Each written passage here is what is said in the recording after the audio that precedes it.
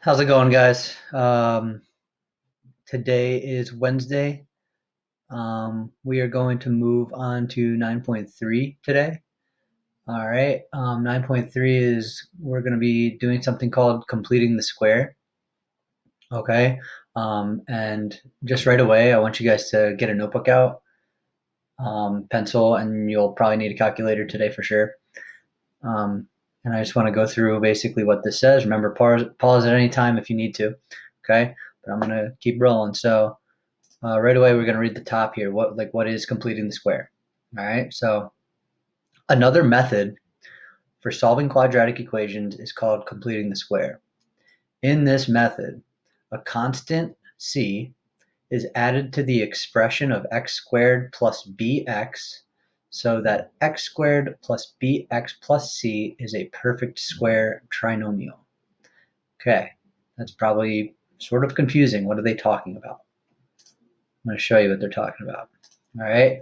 This is an example of a perfect square trinomial right here. X squared, we'll say, plus 6x plus 9. This is an example of a perfect square trinomial. Here's why. If we remember back to chapter 7, if we tried to factor this, we're still looking at some of the same types of stuff, okay? If we tried to factor this, we would put the 9 on top and see what number, two numbers multiply to equal 9, and we put the 6 on the bottom and say what two numbers at the same time add to equal 6. Here's why it's a perfect square trinomial. The factors we get are the exact same numbers, okay? The factors we get are the exact same numbers. That's what makes it something that's called a perfect square trinomial. So if we wanted to factor this, we would go like this. We'd say x plus 3.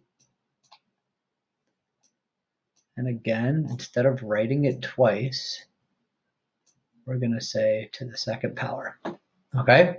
This is kind of a skill, guys, that you're going to need today. All right? So that's why I just wanted to show it to you and just show you what are they talking about when they say that we're going to be creating basically these perfect square trinomials. Okay? We're going to do that by completing the square.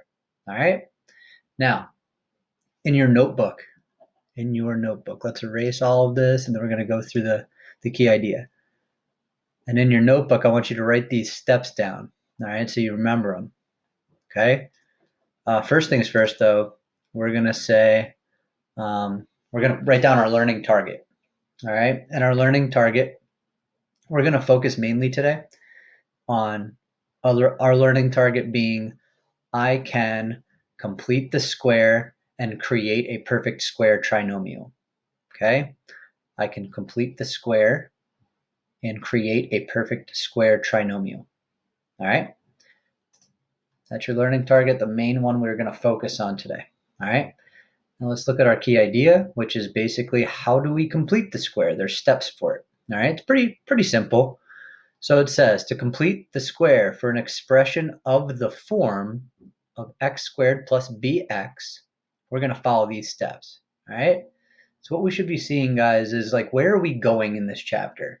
We're going in a direction where if equations are in specific forms, depending on what form these equations are in, there are better methods to use to solve them, these equations, than others, okay? So what we just looked at in 9.2 was if we just have like x squared equals a number, we can just take square roots and solve that equation, all right? What we're seeing today is this right here in the middle of my highlighted area here. This term that consists of a number and an x, right? So a coefficient and an x. If we have that, we have x squared plus a number times x. Completing the square is going to be the best method to use to solve. All right. So here it is. So step one, we're going to find what half of b is, which is the coefficient of x. Okay. So whatever this number is right here, we're going to take half of it. All right. So write down these steps in your notebook, guys. Step two, we're going to square the result from step one. All right. So whatever half of b is, we're going to square that number. Okay. And that number that we get, it says step 3, add the result from step 2 to x squared plus bx. Okay? factor the resulting expression as the square of a binomial, which is kind of what I showed you at the beginning here, all right? And here's just an algebraic way to look at it, okay? Now, right now, this might be confusing. You're probably wondering, what are we talking about here? After I do this example, I feel like it'll be pretty clear, all right? So I'm going to go through the steps with you here, all right? So here's the deal. Step 1 says, I'm going to take half. I'm going to take half of 6, okay, which is b, which is the coefficient for x. I'm going to take half of it, okay? That's going to give me 3, right? So here's step 1. Find 1/2 of b. We get 3, right? I'm going to square 3. I'm going to square 3. So step 2, square the result from step 1. I'm going to square 3 to get 9. And I'm simply going to add 9 to the end of the original expression I had, okay? So the result I get after steps 1 and 2, I'm just going to add it to the original binomial that I started with, okay? So what I just did is I just completed the square, okay? I just completed the square. So I did this portion of my instructions, all right? Now it says we need to factor that trinomial, okay? So remember, here's how we factor, guys. When we have nothing in front of x squared, remember we factor like this. This is the exact same example I showed you before, okay? I factor like this. I try and figure out what multiplies to 9 and adds to 6. It's 3 and 3, okay? So I'm just going to pop up what the book has. Here's what they do. They factored here, right? So what they did was they completed the square, and they set that trinomial that we got equal to what we get when we factor. Remember, when I find these factors here, I normally would write 2 binomials, but since it would be the same binomial, I could just put x plus 3 to the second power. Okay? So hopefully that made sense. I'm most concerned with when this number is, an even number, because it's going to make our math easy. But if we look at problem B, the issue that I see right now is that this number is odd. Okay, so when I do some of the math, I'm going to basically end up coming out with a decimal. Okay, so I'm going to show you what the book does real quick, and then I'm going to show you what another way of writing your answer, another possible way of writing your answer would be. All right, which I would always accept. And when you do your IXL assignment, IXL recognizes both ways. All right, which is really important. So x squared minus 9x, right? I'm going to start with completing the square. All right. Step 1 says find half of b. So find half of 9. All right. I'm going to do a different way at the same time. Ready? Half of 9, they're writing it as negative. Remember, it's negative 9. They're writing it as negative 9 divided by 2, and they're just leaving it as that. Okay. You could also look at it like this. All right. Half of 9 or negative 9 is negative 4.5. Okay. So we could also look at it like that, right? Now the next step is we're going to square that. All right. So what the book does is they just take this fraction and square it to get 81 over 4. Now, if I took negative 4.5, I'm just going to go like this. I'm going to put in parentheses to remind you that it's negative. And if I square that, I get 20.25, which, guys, basically that's equivalent. That's equivalent to 81 over 4. It's the same thing. All right. So one way we could write it is as a fraction or a decimal. All right. Doesn't matter to me. So let's move forward here. Step 3, we have to add that result. All right. So what they did was they added 81 over 4 to the original binomial that we had. Okay. Now another way you could have written it is x squared minus 9x plus 20.25. Okay. That completes the square. All right. Now, factoring seems a little bit more difficult, but I'm going to show you a trick. What I get after taking half of b in the first place is always going to be my factor for my trinomial. So I could write this. in factoring. It's to the second power. Okay, so there's kind of a shortcut here. Look up here. Look up at this first example. Look at what we got after we took half of b. How does that relate to our factoring? It's always the factor for our trinomial. Okay, no matter what. So what you get basically after step one, when you find half of b, in the end, when we factor, that number is your factor as well. Okay, so hopefully that makes sense. If not, I'm going to go through another example here with you and hope to clear it up. So let's skip to a different one. All right, I'm just going to keep it simple. I'm going to show you this first example here. Okay, now I'm going to go through this one kind of in my head out loud, so hopefully you're listening. So step one says, guys, to take half of this number right here. All right, so if I take half of 8, I get 4.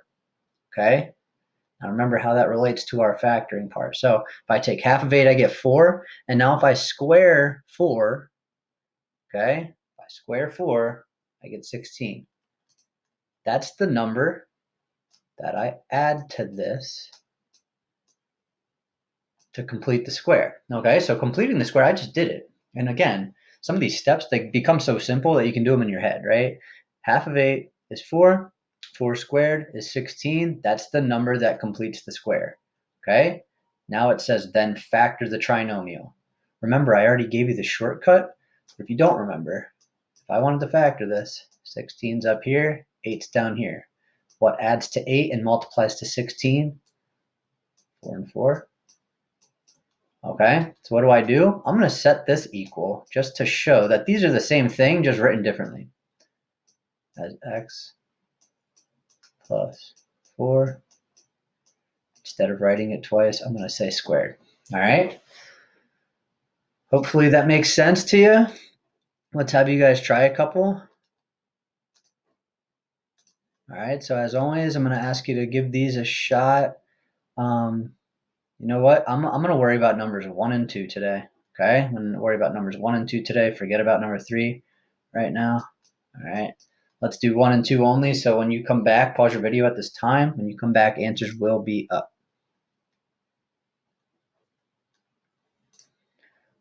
All right, so remember there's kind of 2 portions to this, right? We complete the square and then we factor the trinomial that we're left with.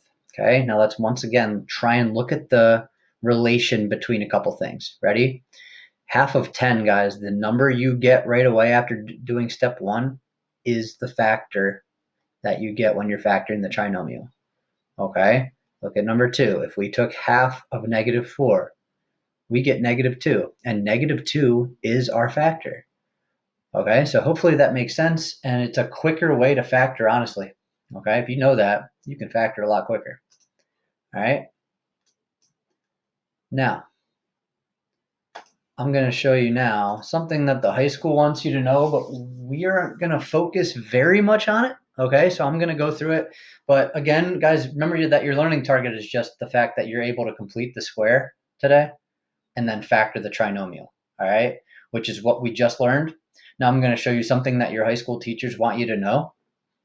But I'm going to also show you in 9.4 the fact that we could technically solve this equation right here using the quadratic formula, which we can use to solve basically any equation that's in basically any form. Okay, so I'm going to go through this really fast of how do we solve an equation like this by completing the square. All right, and before we do that, I want to read something with you. It's right here. All right here it says, if we want to solve a quadratic equation by completing the square, we're going to write the equation first in this specific form of x squared plus bx. Okay, so those 2 terms on one side equals a constant. Okay, so we got to get it in this form first in order to use completing the square. All right, which is why I don't love solving using this method, but I'm going to have to show it to you just because, again, your high school teachers would love you to know it. All right, and you might need to know it in future math classes as well. All right, so here's what we need to do. It's not in the correct form, okay? The only things I want on the left side of the equation right now are right here, these two terms, okay? So see this minus 3 here? We got to move it over here and get the constant or the constants or whatever it is on the right side of the equation, okay? So I'm going to move negative 3, and I'm going to do it by adding 3, all right? So that's what they do here, okay? We just added 3 to the other side, all right? Now that it's in the correct form, I'm going to complete the square on the left side, right? I'm not going to worry about the 20 for now. I'm going to complete the square on the left side quick. So I'm going to take half of 8, and I'm going to square it. That gives me 16. Now watch what happens. This is extremely important. When I complete the square on the left side, the 16 that I add, in order to make this equation remain true, just like any other equation, what I do to one side, I must do to the other as well. So I add the 16 to the other side too. And that leaves me with this, okay? So I get 36 on the right, and here's what they did. They right away factored this trinomial, just like we just did before, all right? Now, this goes back into what you learned yesterday. Yesterday we said, all right, when I have an expression to the second power equals a number, I'm going to take square roots on both sides, okay? So that's what we do now. If we take the square root or square roots of 36, we get a positive and a negative 6. Now I'm going to solve for x. I'm going to subtract 4 to both sides. I'm going to subtract 4. And I'm going to be left with basically negative 4 plus 6 and negative 4 minus 6. So my answers would be positive 2 and negative 10. Okay? So again, I know this is a little confusing and it seems a bit pointless. But again, future math classes, physics, engineering, all of these things, you will need to know how to solve quadratic equations, okay? So this could be some useful information for you. So here we go. X squared plus 4x minus 5 equals 7. The first thing I'm going to do is I'm going to move negative 5 to the other side, okay? So here we go. I'm going to show you this one with my pen. Hopefully it's decently neat. And I'm going to start right here and say x squared plus 4x.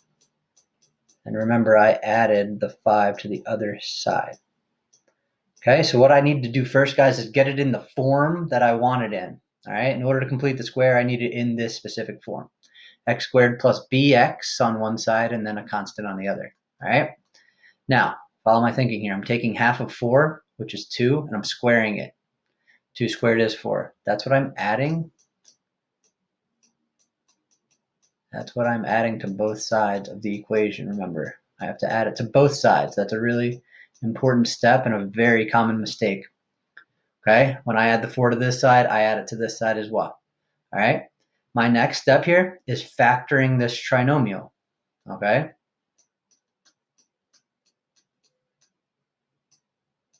I have to factor that. Okay, so again, how do I factor? What multiplies to 4 and adds to 4? It's 2 and 2, right? So x plus 2 squared equals 16. Now, I take my square roots. Okay, I'm not going to show it, but I'm going to take my square roots of both sides. Okay, that's going to give me x plus 2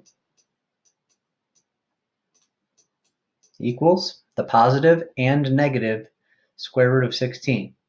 All right, so positive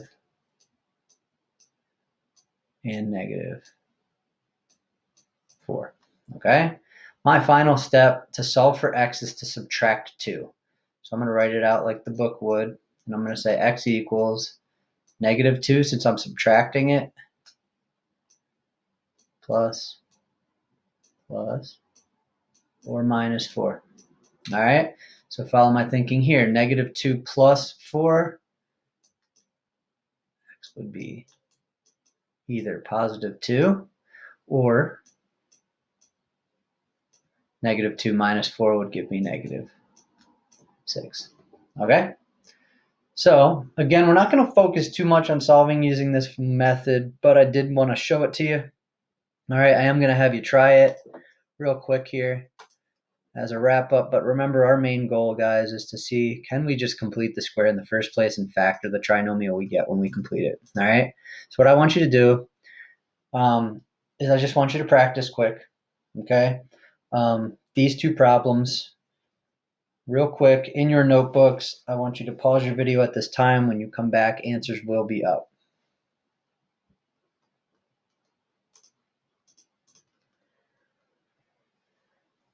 Okay, so I kind of made a mistake here. Number 4 is the one I wanted you to focus on. So hopefully number 4 makes sense. Let's not really focus on number 5 too much. Again, number 4 is the one I wanted you to focus on. That's my fault. But what I want you to do now is go into your IXL actually today. We're going to go into IXL and we're just going to practice, guys, completing the square. Okay, so right here's your assignment today. It's going to be BB.9 basically, where we're just completing the square. Okay, so no worries about solving using completing the square. We're just going to complete the square and make sure we understand that. Again, hopefully this makes sense to you. If not, as always, I will be in the discussion board and you can ask questions there or always email me at any time. All right, I will talk to you guys tomorrow.